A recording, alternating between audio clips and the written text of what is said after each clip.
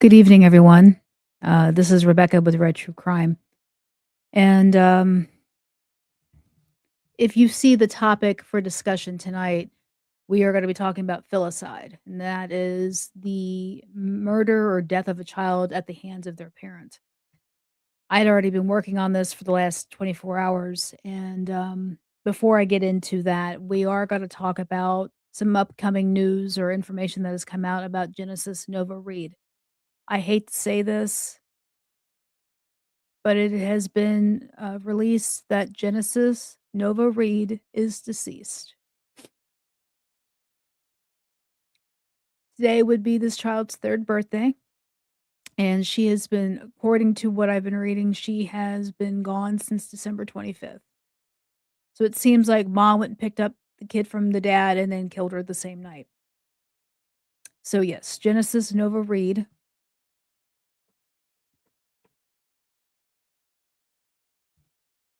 is no longer with us. It has been confirmed. They have not found her body. They are saying that the body was placed in a duffel bag and thrown into a dumpster. So Adrian Reed is by far the most horrible person on the planet, and hope she rots in hell for what she's done to this precious little girl. There was no reason for this. Why? Why do this? Why? Just to make the father hurt? But I don't understand. I don't understand at all why this even happened. But she is gone. They have not found the body, so they're still looking for her. But Adrian Reed has been charged with capital murder in this case. This is not what I wanted to hear today. I'm sorry, it's just not. I'm gonna take a brief moment, I'll be back, and then we'll get into this.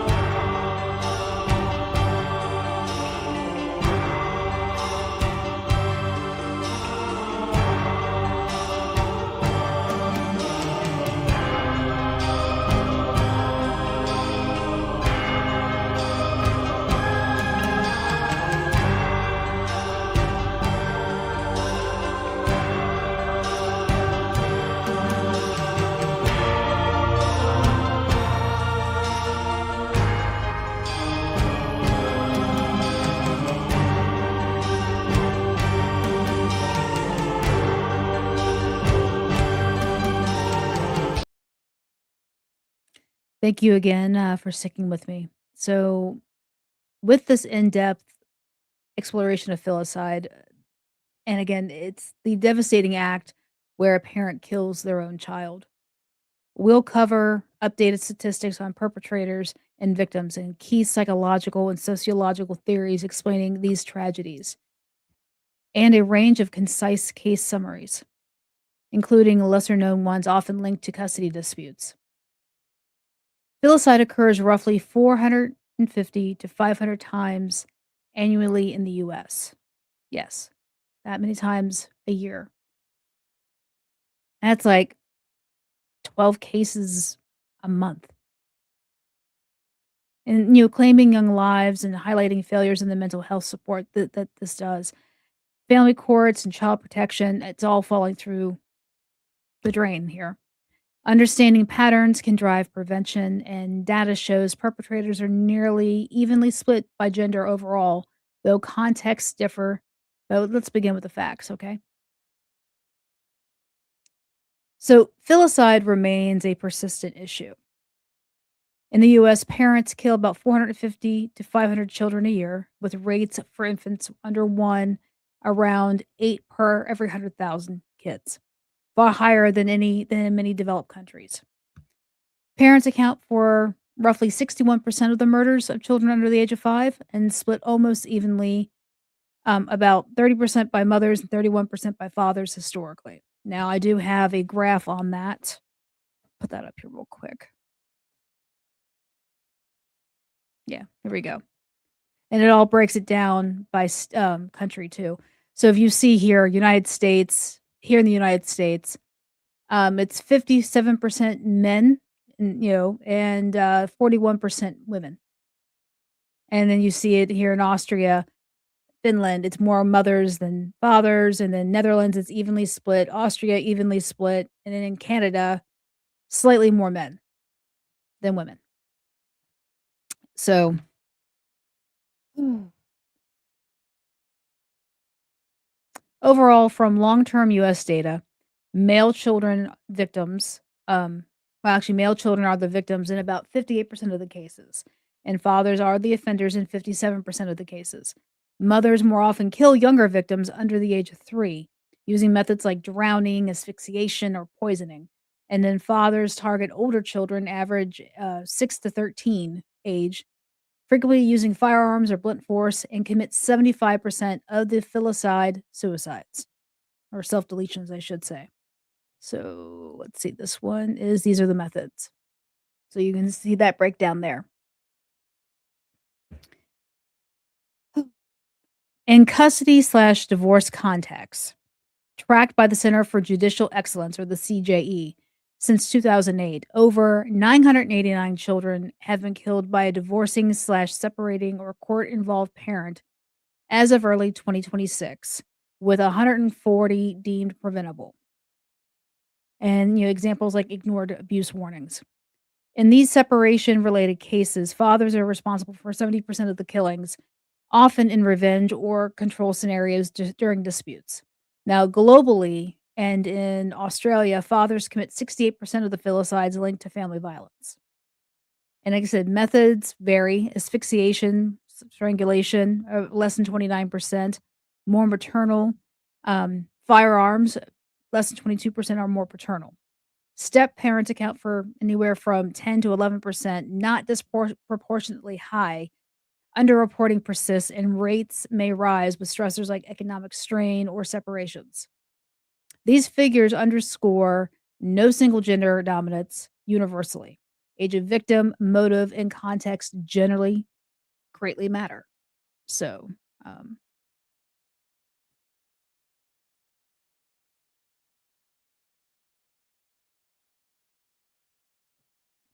bear with me a moment here.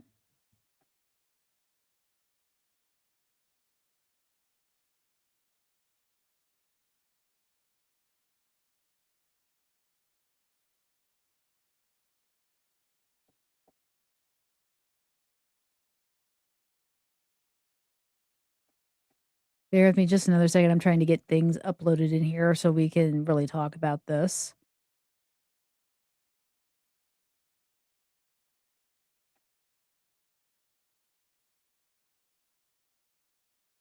Okay.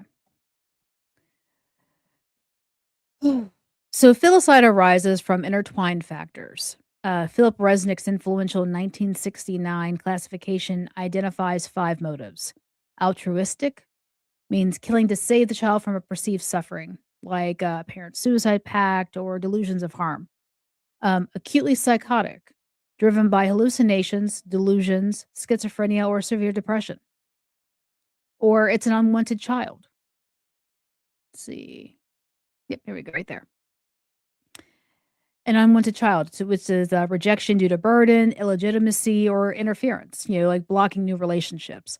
Accidental, escalation from abuse, battered child syndrome, or spouse revenge, to punish or hurt the other parent, often amid separations or custody fights. And that's about 5 to 9% of the cases, right there. Now, attachment theory adds depth. Parents with unresolved trauma or insecure bonds may range when bonding fails. Mental health, like postpartum psychosis in mothers or depression in both, affects many with psychosis in up to half the cases. Sociological stressors, poverty, isolation, substance abuse, domestic violence, or custody battles amplify the risk. And then evolutionary views suggest low investment scenarios, unwanted pregnancies, or resource conflicts. Though step parent data shows no extreme disparity, gender patterns, mothers act often tied to overload, mental health or altruism, fathers to impulsivity, violence history, or revenge control. Now, recent studies emphasize gendered violence and family violence linked cases. Fathers are often prior abusers, while mothers may be the victims. And prevention focuses on screening, therapy, and support networks, and courts prioritizing safety over equal access. Now, there's all your basically demographic information here. As you can see here, and when it comes to ethnicity of the perpetrators are generally Caucasian or white. And the second most common perpetrators are the Black, African American um, ethnicities when it comes to this. And you can see the rates too with Hispanic, American Indian, Asian Pacific. Those are much, much, smaller cases right there.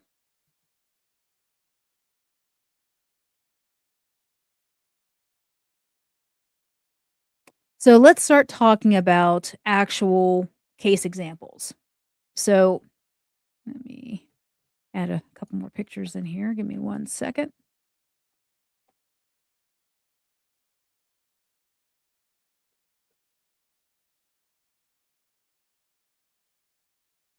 Let me get this one.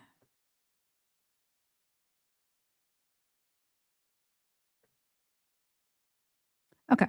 So we're going to start with Andrea Yates. Now, I've talked about her before. She is a Texas mother who drowned her 5 kids.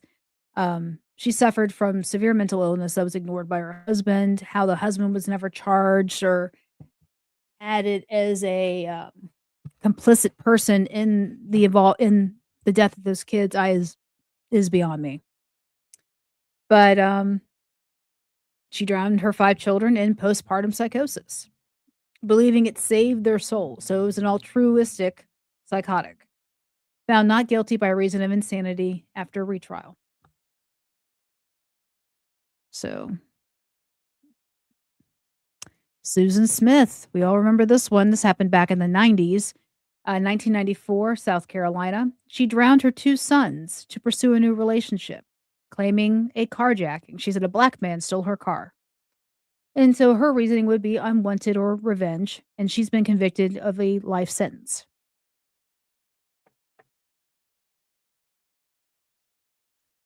Diane Downs. Now, Diane Downs shot her 3 children. One died, and she did this as an obstacle to romance. She didn't want kids. She was convicted of murder. And this happened in 1983, Oregon.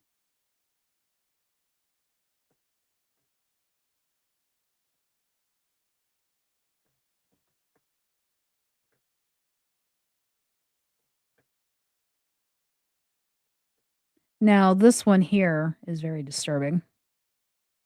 Now, it says in my notes their names are Duncan and Jack Lichtenberg, but their actual names were Duncan Connolly and Jack Connolly. And that is their father, Michael Connolly. Now, these children, this happened in 2009 in Illinois. The father shot the sons, they were 7 and 9 at the time, during an unsupervised custody visit. Then the man shot himself. Mother's abuse warnings were ignored, and he did this out of, father did this out of revenge control.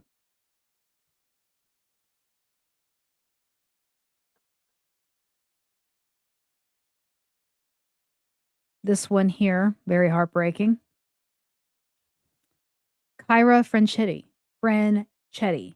This happened in 2016 in New York. Her father shot her, she was 2 years old at the time, during a visitation, and then he set the house on fire, killed himself, and then he was allowed to see the child despite abuse allegations. And their reasoning, they're saying, is revenge. Genesis Reed. We just talked about this case. You know, it was announced today that that she is deceased, and mother's been charged with capital murder. She's been missing since February when she was February 6th, I believe, is when she was reported missing, and but we find out now that she's been deceased since December 25th.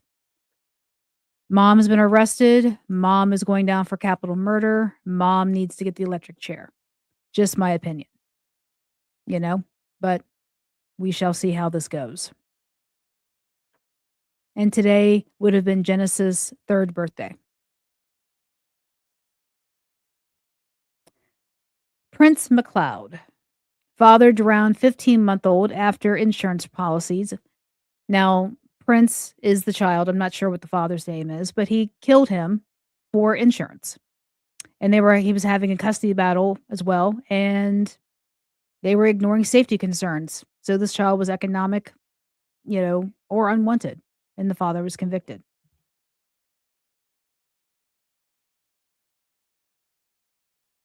Caden Mancuso. This happened in 2018 in Pennsylvania.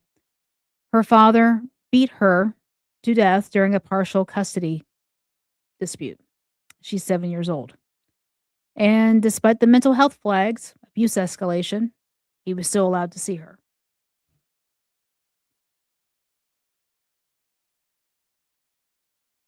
Liliana Carrillo, 2021, California. This mother drowned and stabbed 4 children amid a custody fight, claiming protection, saying she took them out because it was safer for them to be dead than to be with their father.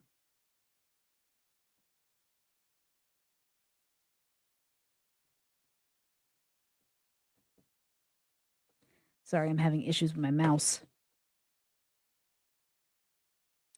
Now, this woman, she is the mother of these 2 kids, Faith and Jalen Edge. Mother killed them and herself after losing custody. Mental health worsened by the dispute.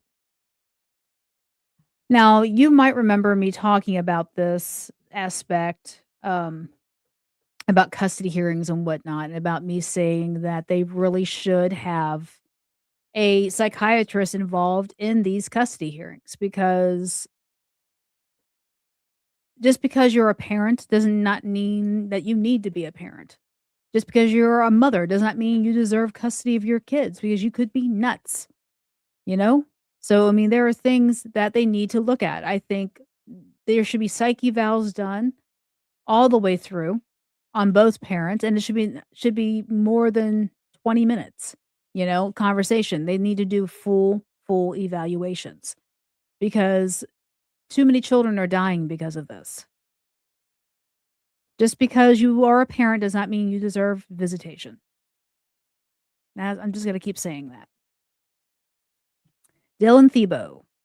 This happened in 2021, Michigan. Father shot the 3-year-old during parenting time, and then the father killed himself. And this was after protection order issues. Let's see. Elisa Izquierdo, 1995, New York. Mother beat, tortured the 6-year-old to death after gaining custody despite warnings.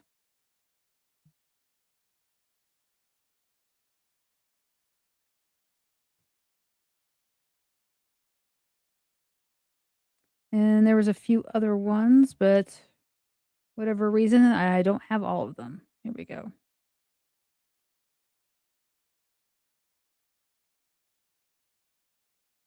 There we go. Isaiah H. This one here. This happened in 2025 in California. Mom, Destiny Harrison, dad, Daniel Monzon, and grandma, Anna Zarcino, tortured and murdered this 8-year-old and put his body in an ice-filled cooler. Charged with murder, torture, family-wide abuse escalation, and there was no clear custody tie, but highlights a multi-perpetrator dynamics. Now, this gentleman here is Wellington Dickens III. He is a father, admitted killing 4 kids via neglect and slash over discipline, and he buried a 5th one behind his house. Arrested after a 911 call, and he claimed he didn't want his kids, which is why he did what he did. And this is a current one that's in the cases right now, that's been trial right now. Lindsay Clancy. She is a mom who strangled her 3 kids, her 5-year-old, her 3-year-old, and her 8-month-old. And then she jumped from a window due to postpartum psychosis. Now, the trial is going on right now currently, and it's been focusing on her competency. But I do believe that she did suffer from postpartum psychosis, and that is why she did what she did. And this is Lindsay Clancy here now. When she jumped from her bedroom window, she ended up paralyzed from the waist down. So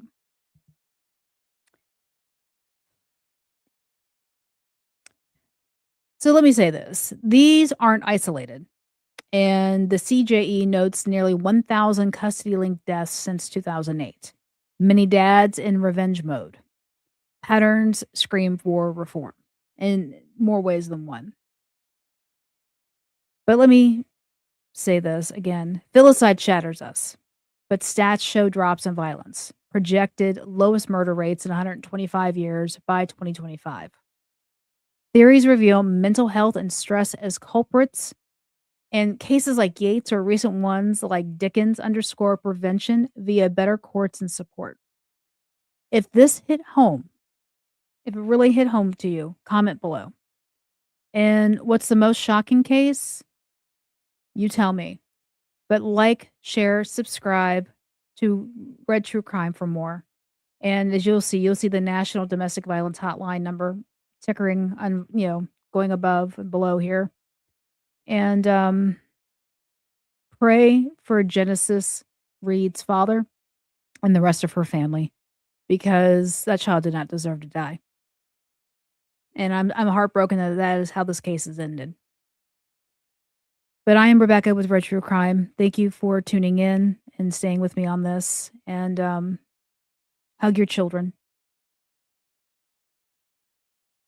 Good night, everyone, and thank you. Bye.